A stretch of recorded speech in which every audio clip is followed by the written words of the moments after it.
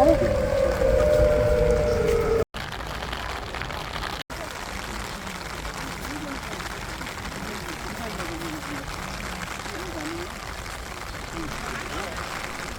6. Today is Korean Memorial Day. Here, an older gentleman is carefully cleaning a tombstone in the rain. Who is this old gentleman, and who might be buried here?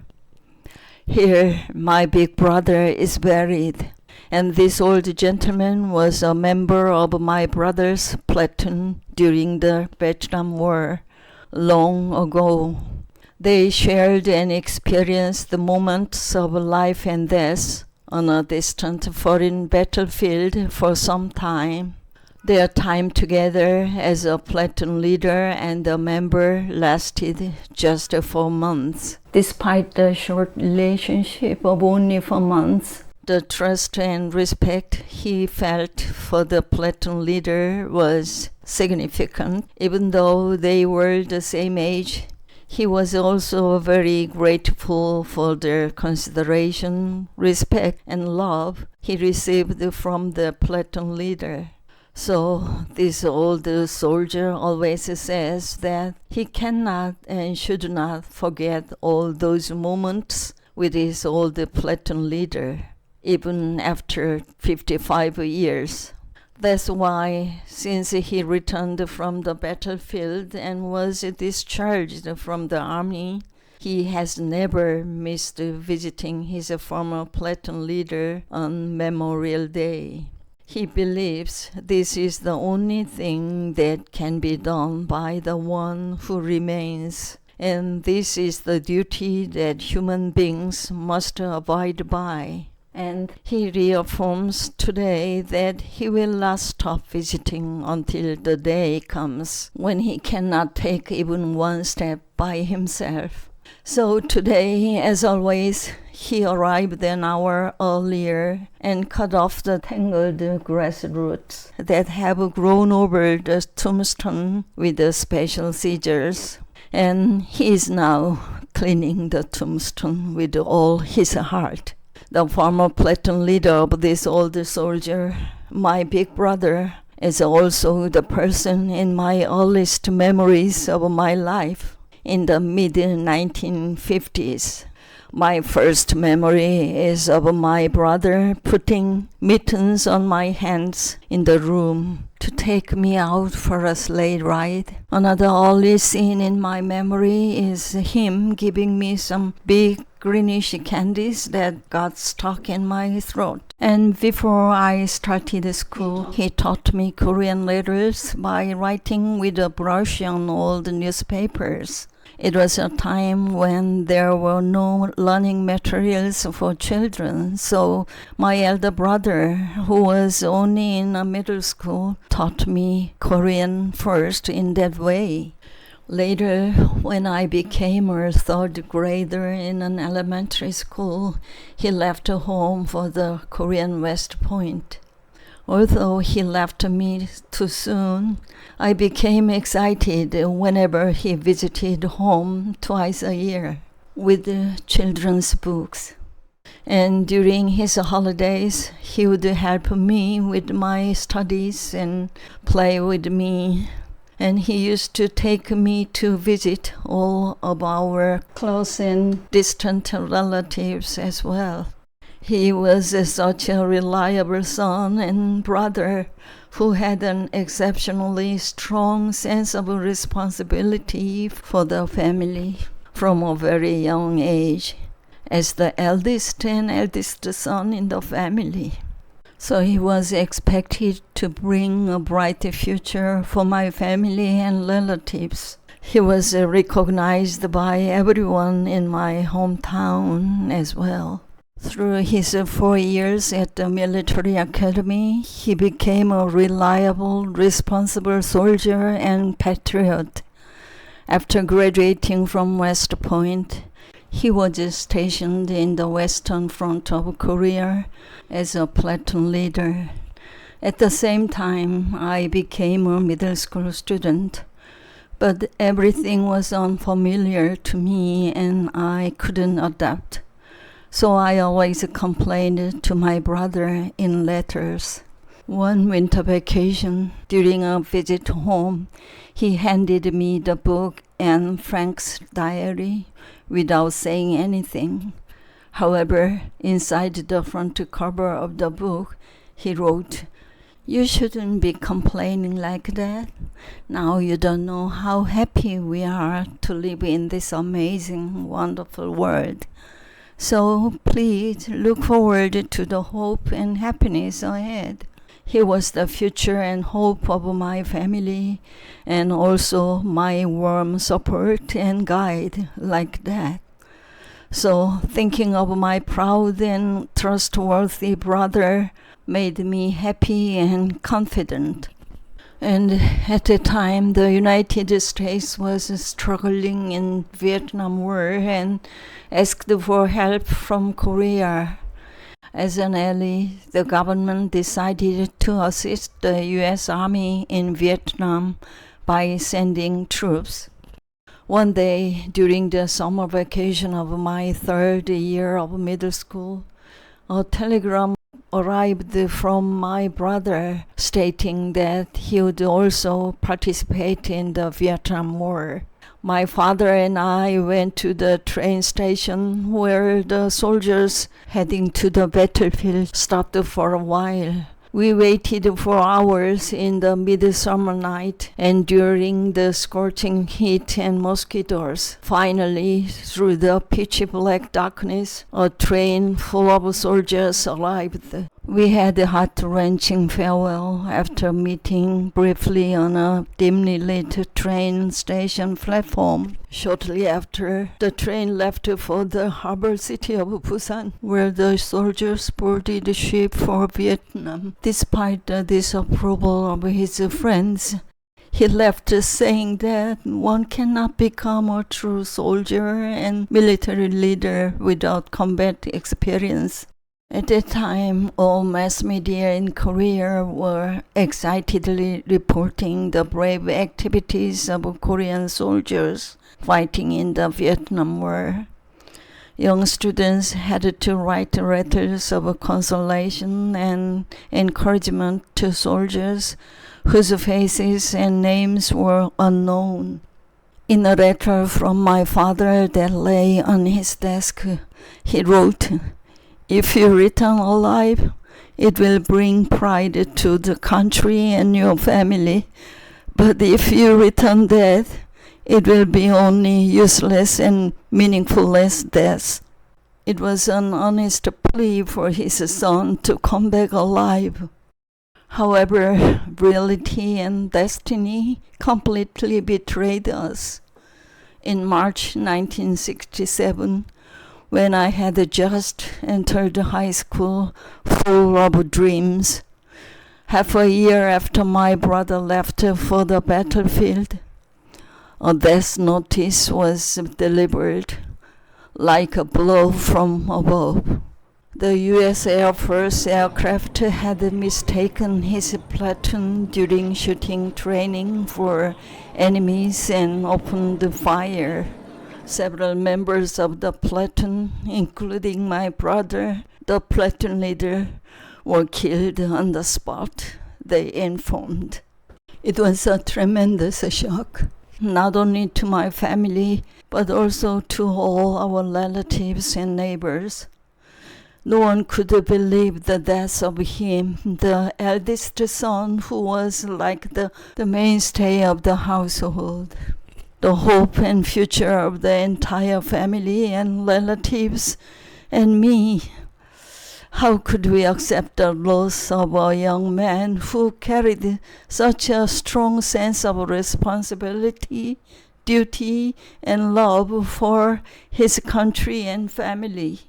However, a few days later, the official notification of his death confirmed the tragic reality that could no longer be denied. On one sunny day, family and friends from Korean West Point gathered at the National Cemetery for a burial ceremony. the precious son of my parents, my proud big brother, returned as a handful of ashes in a small jar. My mother lamented not being able to provide him with good food and clothing during his upbringing. So she sent someone to buy some fine white silk cloth. So we wrapped the jar in a layer of white silk and placed it in its final resting place. This was the only and last act of kindness we could offer him, wrapping the jar in fine white silk and burying it. However, in reality, nothing in this world could soothe my brother's soul and bring us comfort or restore hope. My grandmother, unable to overcome her grief, passed away in a month. My father secluded himself in his room, and my mother, who suffered more than anyone else, continued to manage the household outwardly for the sake of the rest of the family.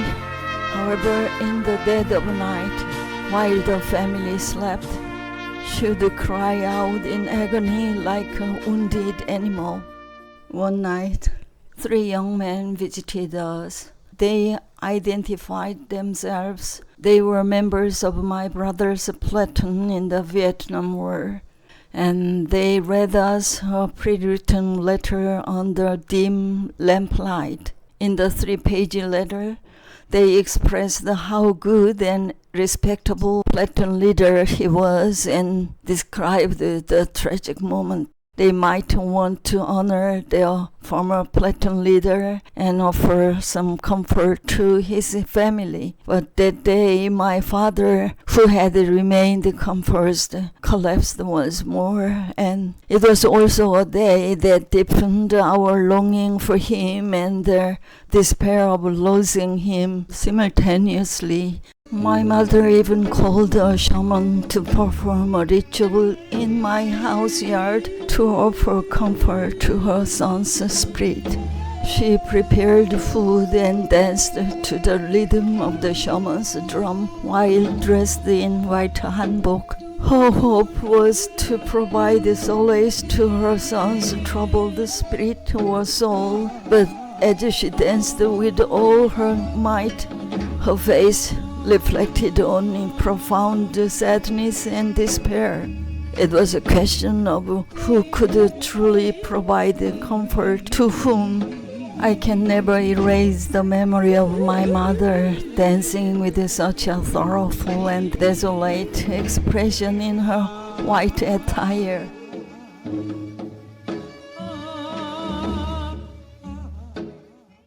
One day after class, I found myself alone in an empty classroom. Suddenly, the song Mother's Day began playing from the classroom speaker because it was just before Mother's Day. The melody triggered an outpouring of tears as I thought of my dear mother. Overwhelmed by emotions, I wept for an extended period at my desk. In days of yore, my mother got married at a tender age, without even a glimpse of her groom beforehand, and she endured years of hardship, sacrificing her entire life, laboring tirelessly like a slave or servant, solely for the sake of the large family and children. It's heartbreaking to realize that her last hopes and aspirations were cruelly snatched away in the end. Another day, my emotions overwhelmed me and I fled the classroom in tears. A friend pursued me to the playground, grasped my shoulder and uttered, "Hey, you need to think of your mother." Of course I knew. Reflecting on my destitute mother, it was clear that I needed to swiftly overcome my pain and show some resilience. Nevertheless, I myself was still too young, and my heart ached even more deeply with the compassion and distress for my mother. Naturally, no words in existence can capture the shock and grief of my own loss. Where is my big brother who cared for me so tenderly and brought me so much joy? Ultimately, my big brother, my source of pride, who tirelessly nurtured my dreams and aspirations, vanished abruptly in a distant foreign battlefield. Having lost the steadfast guide whom I had so profoundly relied upon, I couldn't fathom accepting this harsh reality. Not ever. Longing, sorrow, and a trace of anger engulfed me, and I battled these feelings for an extensive period without finding solace. Then, even in the darkest moment, time did not stand still, but continued to fly by. And I now live 3 times as many years as my brother did. The longing and the deep pains have faded a little now, but he remains my big brother I still miss so much, who does not respond to my call. And one more person who refuses to forget him, the former platoon member who wishes to honor his older platoon leader forever, carefully tending to the tombstone in the rain. The platoon leader he held in high esteem, the platoon leader who aspired to be a true soldier and military leader. However, today this old platoon member is merely cleaning the tombstone for the precious flower that was taken too early. 10 months ago, he had a major accident, so he still struggles with the pain and dizziness.